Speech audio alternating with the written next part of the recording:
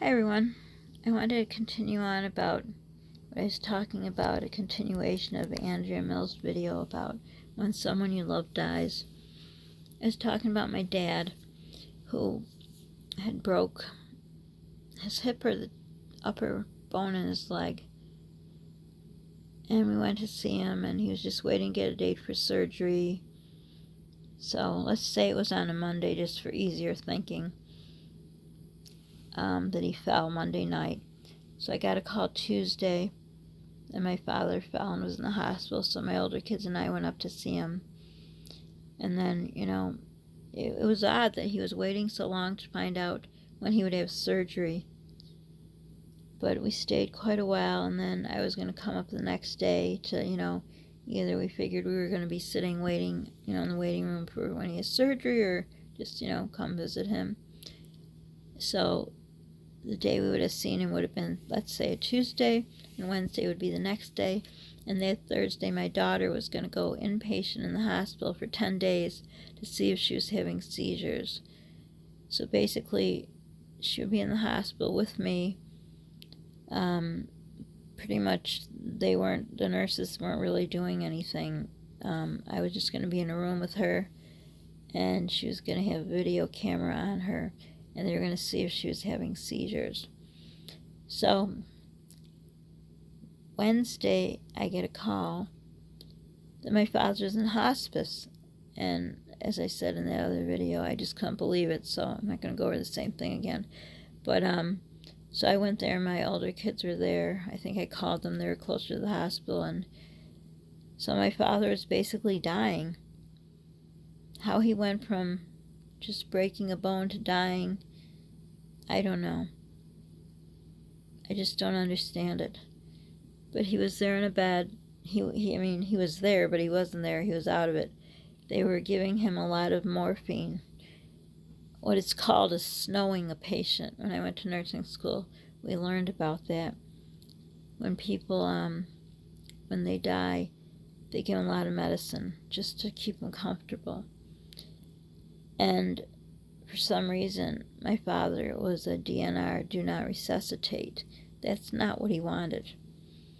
But I'm not even going to get into that story because I just can't. So anyhow, my kids left. My youngest son from my first marriage asked if I wanted him to stay, and I said, that's okay. And so this was the day before I had to go in the hospital with my daughter. I had to set everything up at home for Polly because he had a lot of issues. So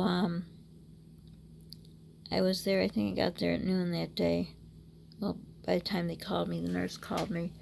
And so I stayed with my dad. I called home to tell what was going on. And actually my uncle, who was my father's sister's husband, was there. And he was already talking about funeral and everything. I couldn't even believe him. He's just going on about like he's dead, and he wasn't dead yet. It was just so cold and cruel of him. But again, I don't want to get started on that because it's a horrible, horrible story. What a cruel, cruel man he was and his sister. So I won't add that to the story. But anyhow, so I was there with my dad, and I was on the phone with the kids. The 3 kids I had with my second husband, and I told them that we called him Big Grandpa, that he was dying, and they were confused too. They were little, and I wasn't going to have him brought up because they didn't need to see that, so I had them say, whatever they wanted to. They said, bye to Big Grandpa, and they love him, and I tried to hold myself together because I didn't want them to hear me crying. So then I just sat by my father's bed. No, actually I stood there. There was nowhere to sit. So I was standing there, and he was just, his breathing was gurgling, and he was just basically, it sounded like he had fluid in his lungs, and he was just choking nonstop on it. And so I'd never had any experience, being in a hospice with a family member. So I just stayed there, and like I said, there's nowhere to sit, so I was just standing and just watching him choke. And there was no call bell or nothing. I couldn't find anything, and I didn't want to leave him. And then a nurse came in hours and hours later, and I said, he's choking. And she said, I don't know what she said. She said, this is part of the process. Process of choking to death. Literally, he was choking to death. So I was so heartbroken, confused. I don't know what. I didn't think to ask for a chair where I could sit down. So she left. She says, if you need anything, just let me know.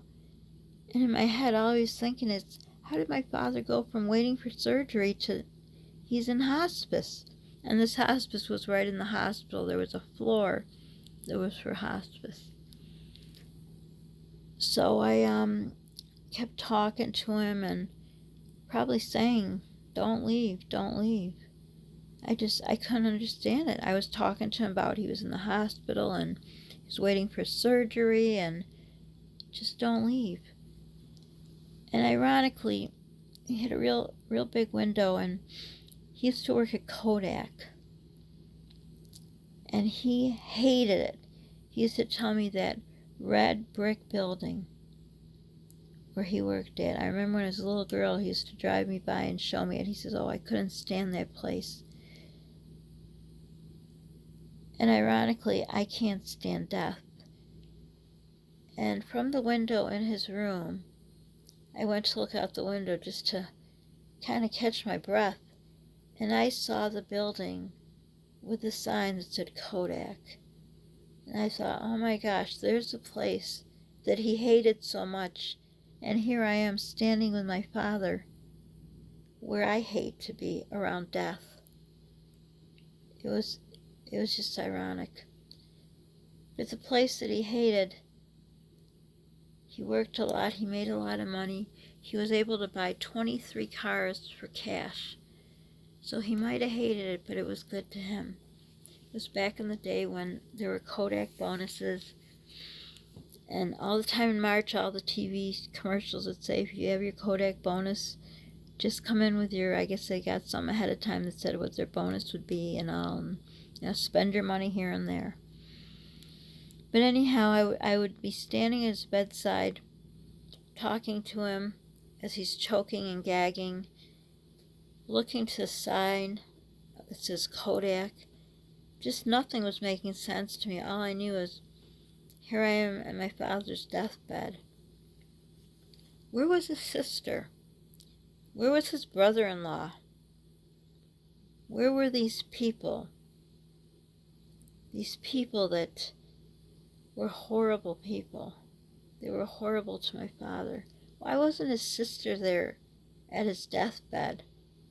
I don't understand. But I was there, and I was just standing and standing. Like I said, nobody asked me if I wanted a chair. I don't know why. They didn't come by a lot. I think they came another time. And like I said, I got there at midnight, 12 noon. So it was around 6 p.m. At the point, I remember I looked at my watch or the clock in there or something. And I called to check on the kids. I went outside the room for a second. I didn't want to talk in there. I don't know why. Nothing made sense to me. Ask how the kids are doing, talk to them. And I think it was Polly who said, how's Big Grandpa? He didn't understand what was going on. And I said, I'm with him. He's very sick.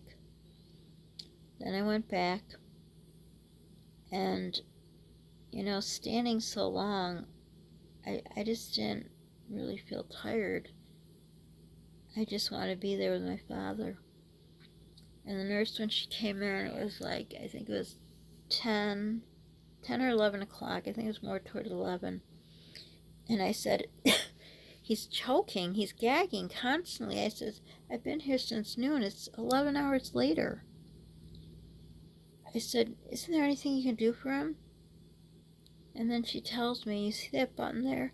You could press it any time you want. It was for more morphine. and I guess it would help his breathing. And I'm thinking, they tell me now, 11 hours later? Why weren't they checking in on us? I mean, I had never been in this position. I couldn't believe it. All this time I could have helped him. And all I was doing was standing there, talking to him. At this point I figured, I don't even know if I should push the button. Why wouldn't they tell me this? So I told her, I said, I'm going to have to leave at midnight because we have to be at the hospital at 6 a.m. I have to be with my daughter.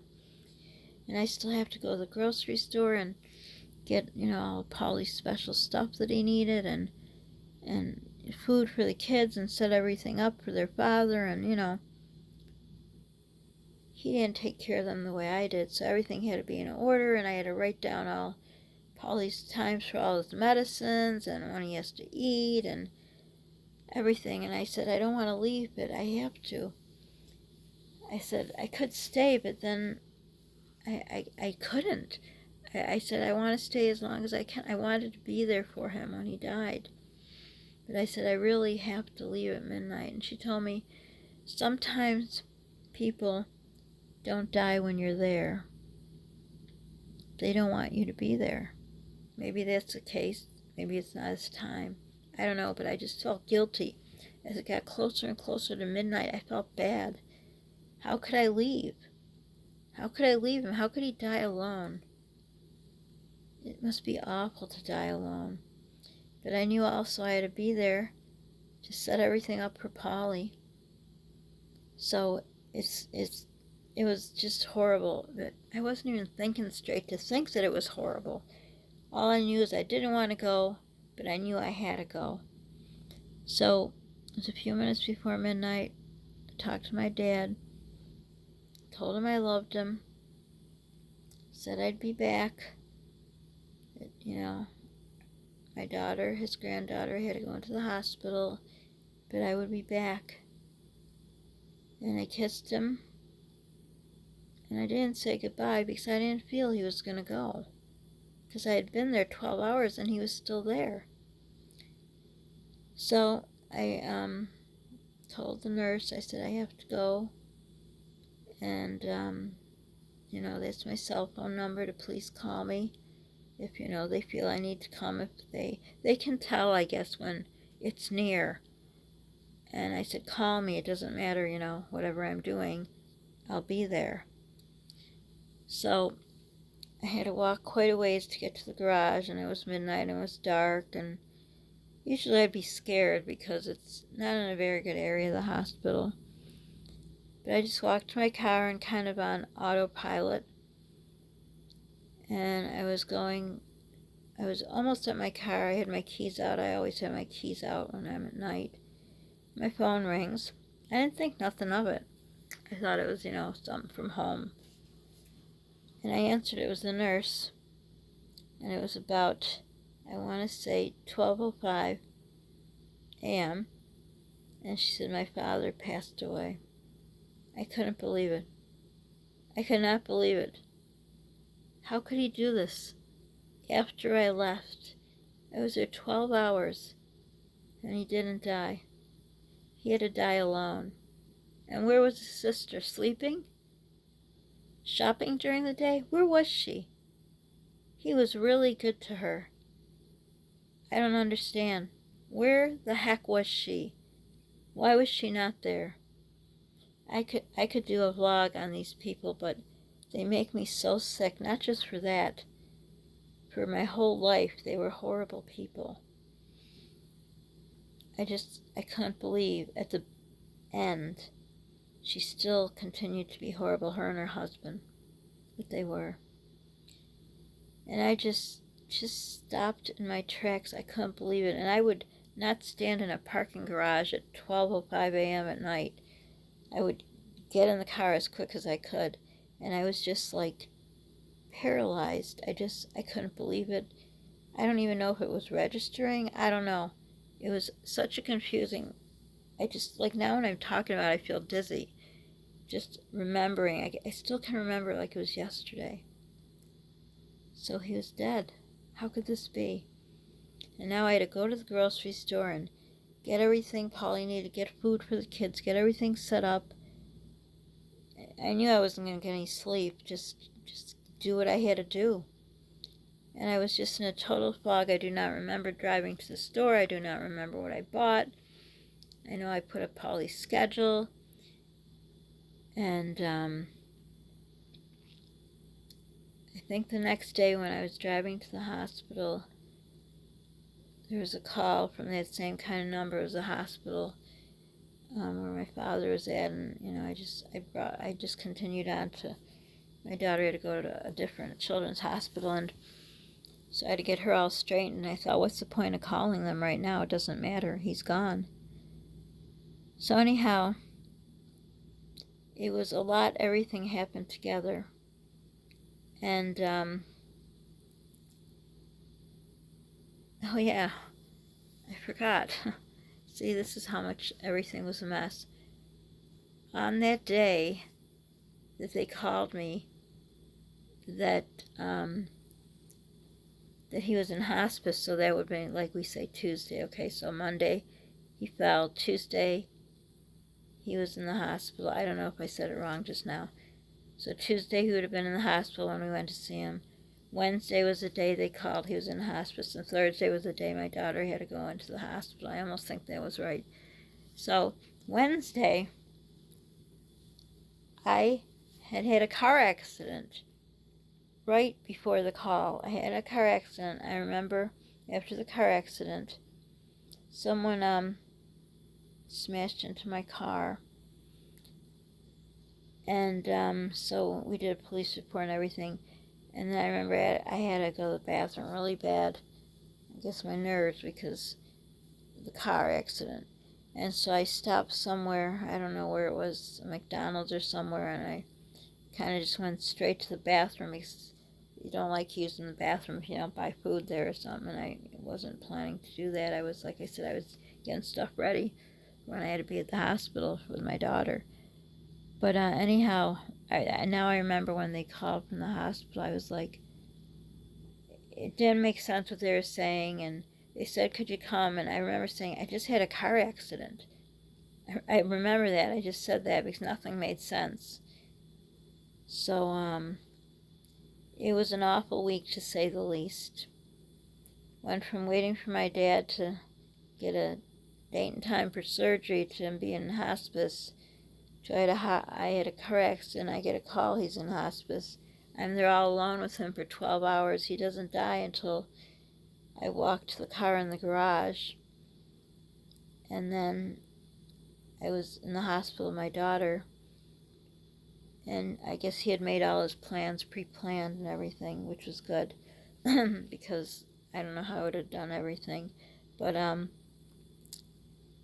the aunt and uncle I speak of, the horrible people that they were, they knew my daughter was going to be in the hospital because he was there, the uncle was there when I arrived. I can't even go over what he said. He's sickening. But anyhow, he knew my daughter was going to be in the hospital.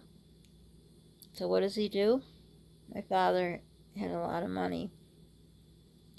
And so, they could have waited till my daughter got out of the hospital to have the funeral, the wake, everything. But no. No, my uncle wanted to make sure he just did that last jab into me. And made the funeral during the time my daughter was going to be in the hospital. So I had to talk to the doctor there and, said what happened. And originally the plan was going to be she could leave because she wanted to go. She could leave and then come back. But then they said, I think at this point she was in there 4 or 5 days. I don't know. I don't remember. Everything was a big blur. So they said they got enough information, and I felt bad because I thought, they needed more time with her and this happened. But what could I do? Everything was just falling down around me. And the odd thing, the weird thing about this was a week before my father fell, he called me over. He says, I need to talk to you about something. I hope this video records all the way. I mean, it goes onto YouTube. It's pretty long. He said he wanted to talk to me, so I went over and he said, I have to tell you something. He said, it's not good. And I thought, oh my gosh, you must be sick or something. He said, because he had told me he had laid out, when he died, that how much money he was going to leave for the kids and me and all. He said that his brother-in-law, that uncle I spoke of, forced him to sign over the money he was going to leave me, which would have really helped right now for me to fix my dental situation. He forced him to sign it over to them, and they were millionaires. And I said, what do you mean he forced you to? He says, that's all I can say. So I just okay, whatever, it's his money, he can do what he wants, but I couldn't understand. Like I said, they were very cruel people. So basically, while I was standing in my father's deathbed, they were out spending my inheritance. And not that, it's my inheritance, it's money that my father wanted to give me because he knew I needed it. But anyhow, that's not here or there, and I don't even know why I said that, but that's what I went through. So after watching Andrea's video, it helped with the anger of the situation that I went through. And life did go on. It had to go on. Like I said, I had to go to the hospital, be with my daughter in there. Then we FaceTimed Polly to make sure he was okay, and things weren't working out right. So her father went to stay with her, and I would stay with Polly, and I would come back and forth. And so I had one of my older sons stay with my daughter because the nurses basically weren't to take care of us. We were there specifically through neurology. So I couldn't say, I'm leaving, can you watch her? That's not how it was set up. So one of my older sons stayed with her while I went home, like Polly was little, to stay with him, and then their father went to stay with her, and I was with Polly, and then we'd change off, and I'd have, one of my older sons stay with our daughter, and then he'd come home, and so on and so forth. But anyhow, watching that video really helped. So if you didn't watch the video I put up first, or hopefully I'll remember to put up first, about Andrea Mills' video about when someone you love dies, this will make sense. So don't forget to subscribe. I don't know how to say, do you like this to like? I don't know. I guess put up a like if you've had someone who died and you had experienced that horrible pain. Don't forget to hit the notification bell. Don't forget to share. Sharing is caring. Don't forget to pay it back. Pay it forward. Sorry. Don't forget to pay it forward because it feels good in your heart, Polly's heart, and mine. So for now, bye everyone.